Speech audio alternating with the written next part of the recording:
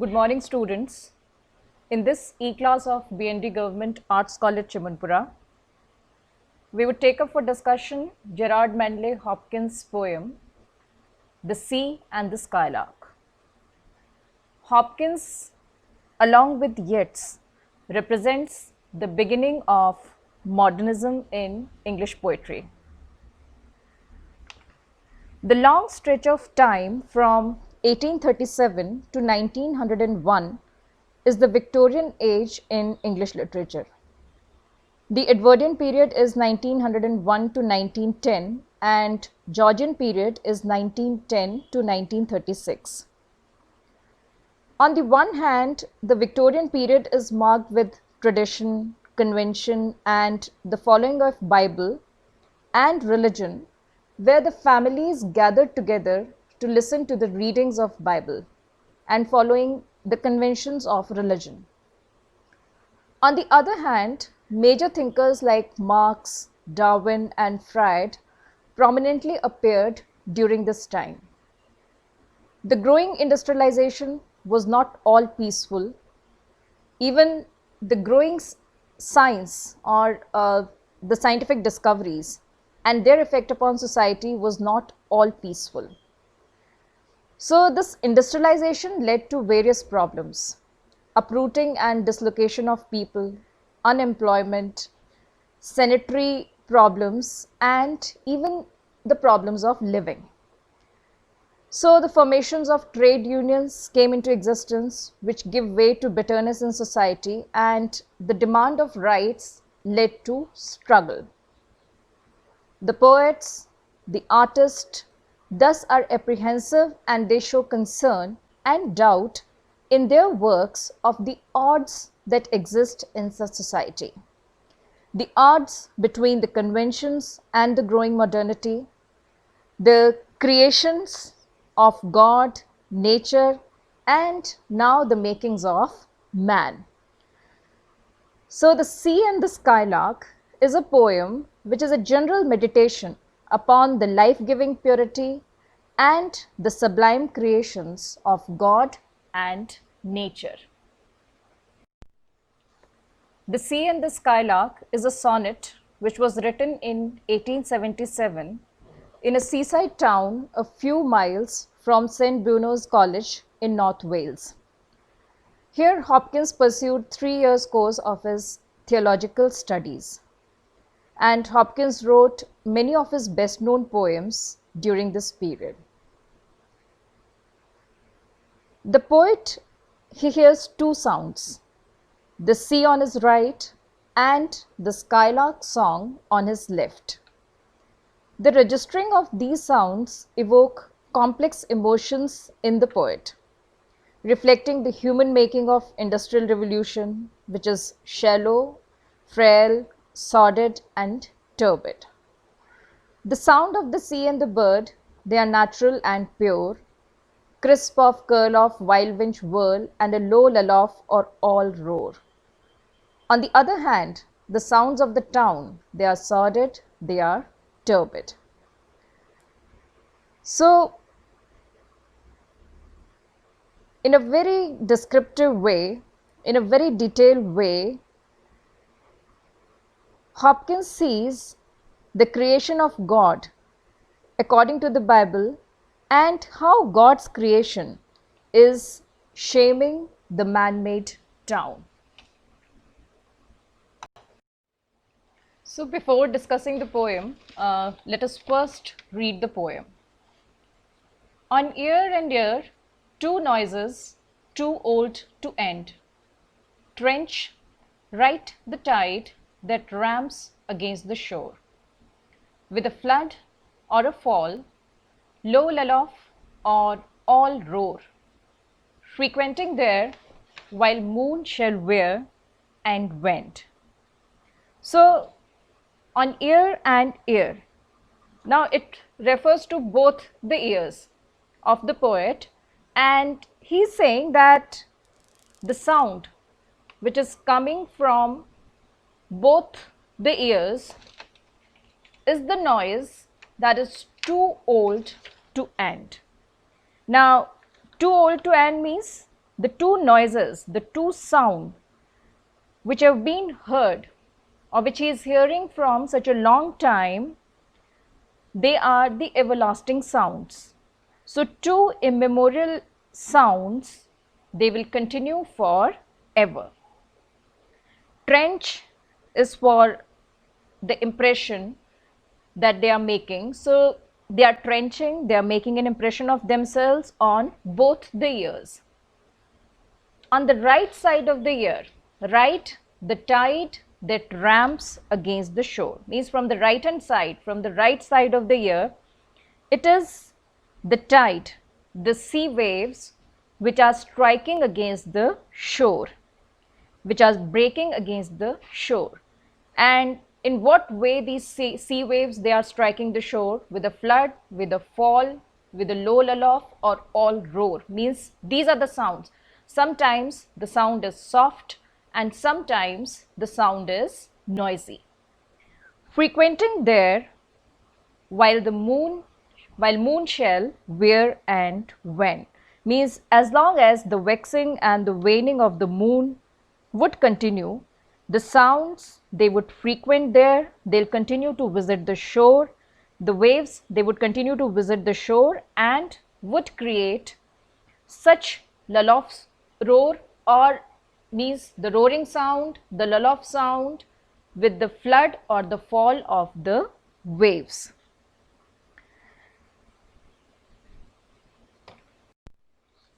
Left hand off land, I hear the lark ascend.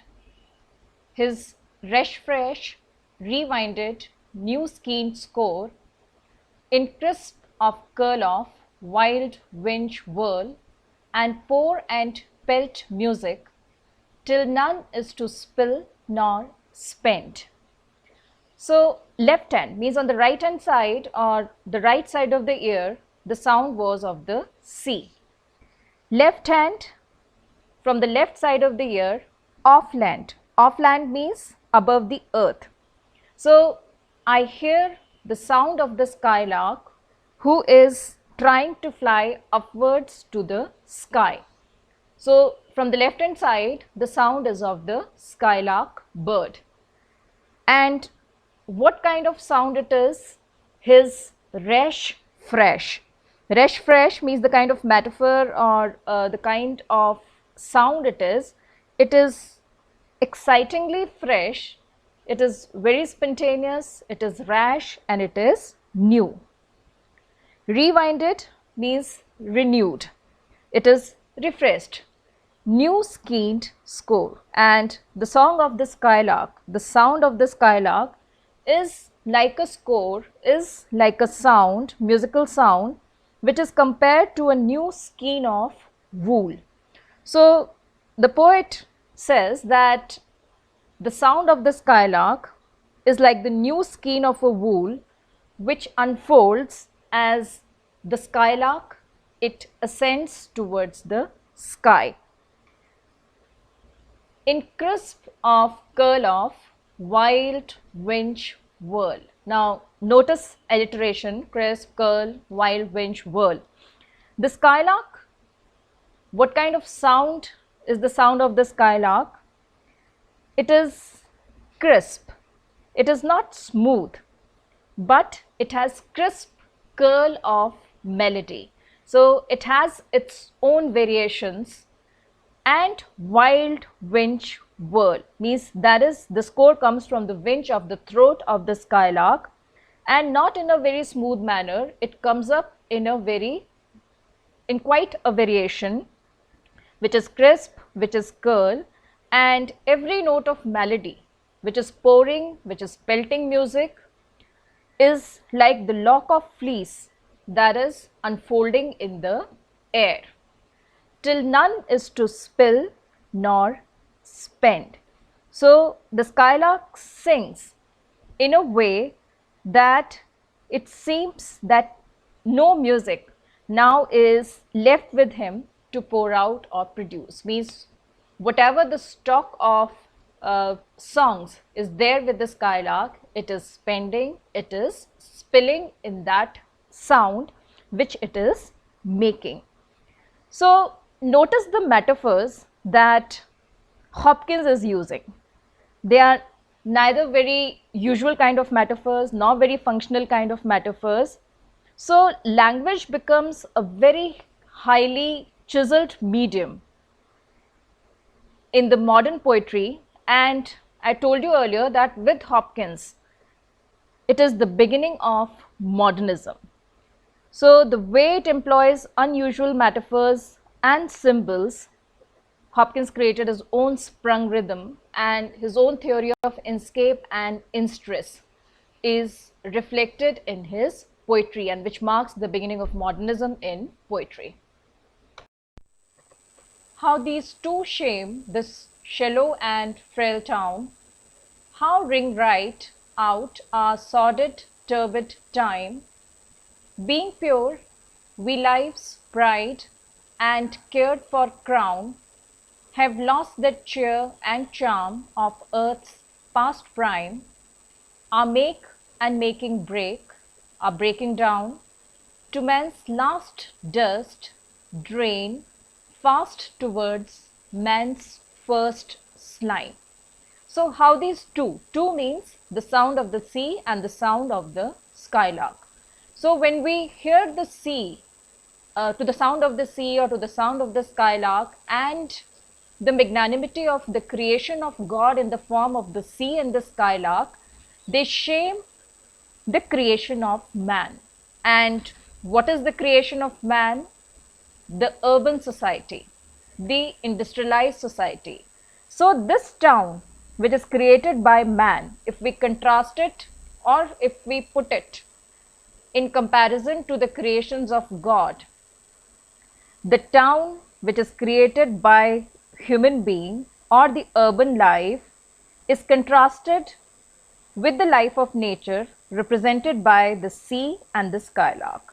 So the creation of God put to shame the town with its meaningless, with its unworthy life, and it has no purity, it has no vitality into it as it is there in the creations of God.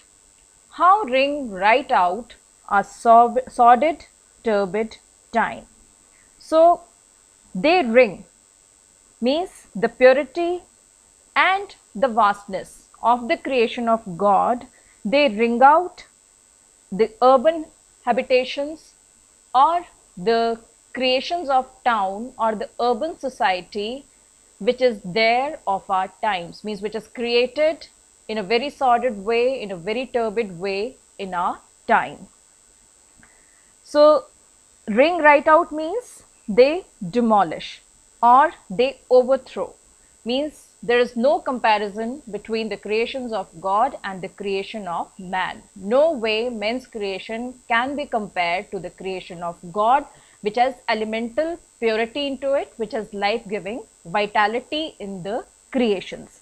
Because the man-made creations, they are shallow, they are frail, they are sordid, they are turbid. Being pure, we life's pride and cared for crown. So in the biblical tradition, or means as in the following of the religion, Hopkins considers human beings as being pure, and we life's pride and cared for crown. Means human beings, they were created, or means the creation was the crowning glory of the creation of God.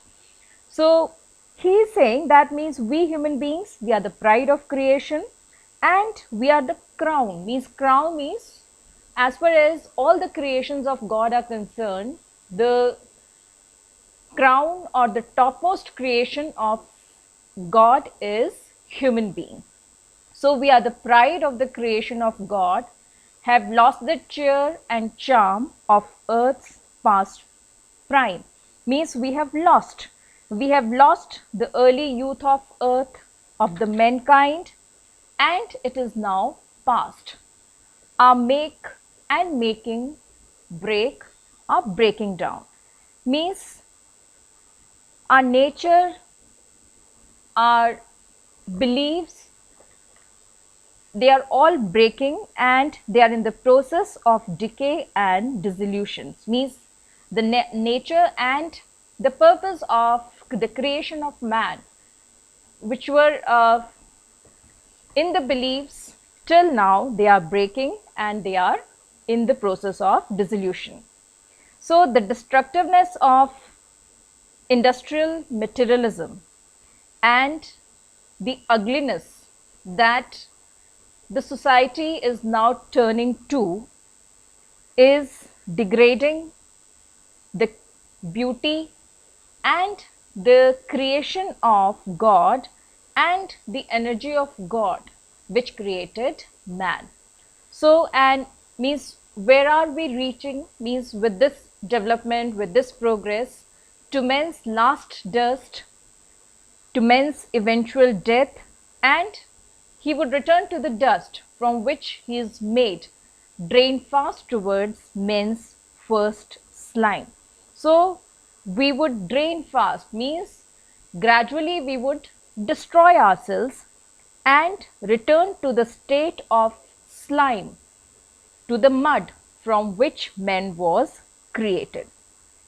So he is saying that means in this kind of society, in this kind of urban society, in this kind of society where man is ignoring the creations of God and the beliefs in God and the beliefs in religion, he is moving fast towards the doom, where he will die and mingle with the dust and destroy himself and return to the position where he is made.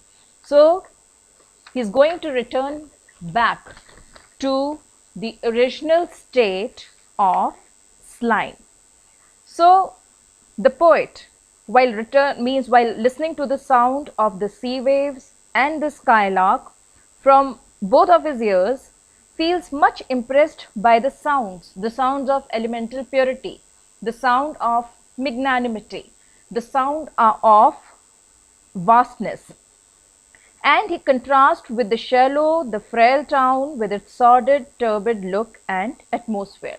And he is lamenting the fact that man, who is the pride of the creation of God, has lost that joy, has lost that beauty, has lost that excitement which belonged to the beginning of the human race, as has been taught from the teachings of Bible.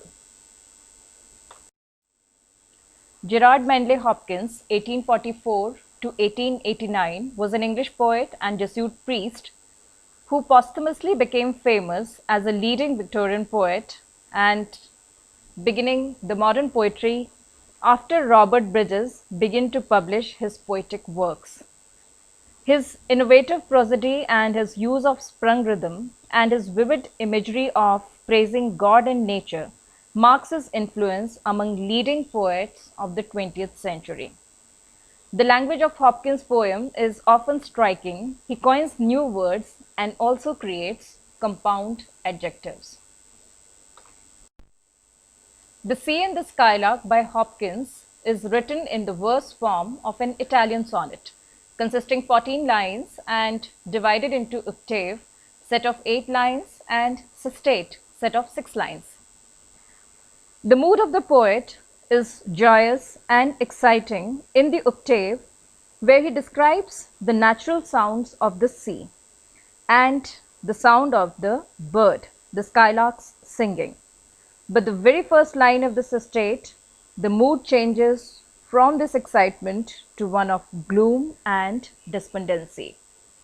Hopkins, he describes the coherence and regularity of nature, exemplifying it by sea and skylark. There is the rhyme and onomatopoeia in the poem. We can also notice the use of alliteration, which is quite abundant in whole of the works of Hopkins. The poem is written in standard rhythm, and there is the complex and involved metaphor which is used in the poem. The theme of the sonnet, it is contrast between life-giving purity of nature and the sordidness of civilization, which Hopkins is regretting in the poem.